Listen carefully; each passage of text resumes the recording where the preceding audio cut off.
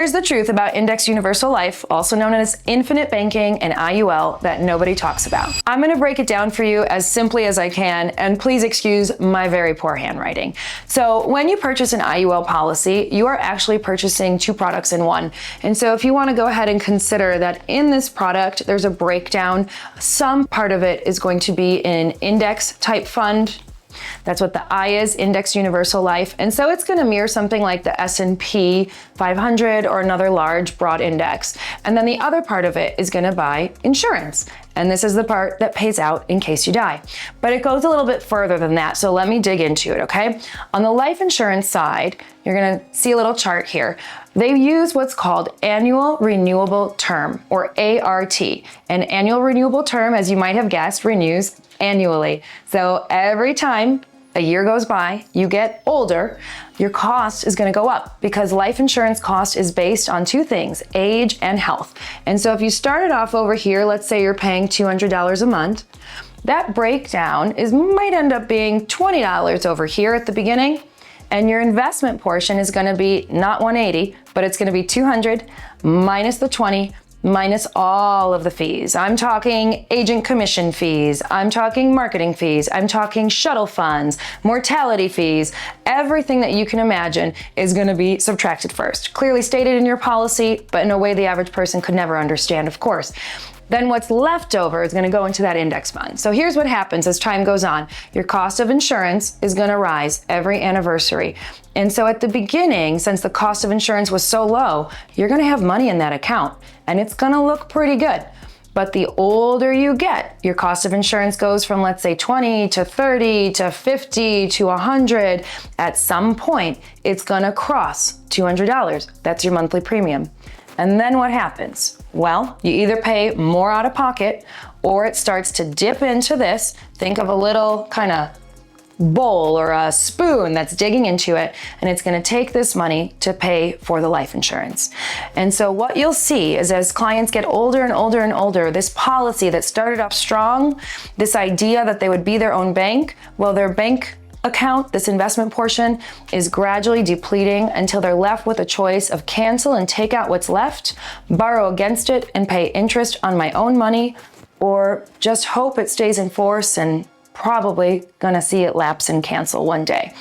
So what you could do instead is very simple. You could take that same $200, you could buy an inexpensive term policy for as long as you need it, which is until your dependents grow up, or you can retire because you have enough money of your own. For most people, it's going to be somewhere around 65 years old.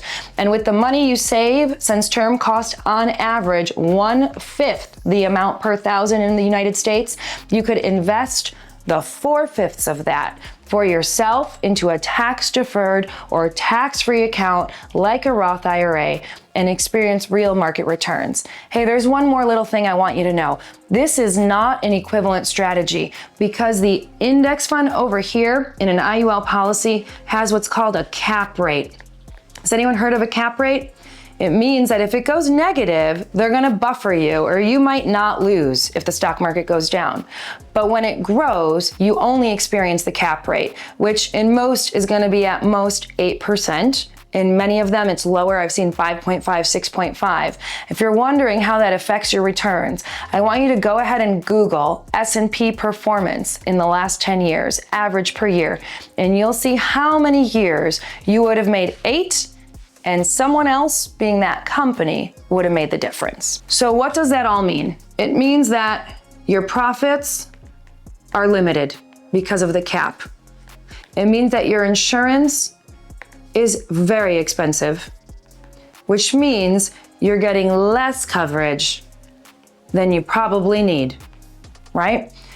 And finally, it means that there is a better option for the majority of people out there who are looking for protection and peace of mind for their loved ones and for an opportunity to build wealth and independence for the day that they get to retire and enjoy that money. So let's say you're watching right now and you have an IUL policy.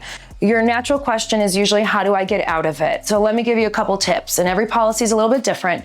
But one, you call the company who issued that policy, not the agent. The agent could convince you a million things, but you need to know the only thing that is legal and enforceable is the application and the policy itself. So you need to call that company. If you need someone licensed on the phone as a third party, you are allowed to do that. Like, I could call with you. You just have to tell them I'm with you. And you're gonna ask questions. You're gonna ask, what's my cash value? Can I take it out?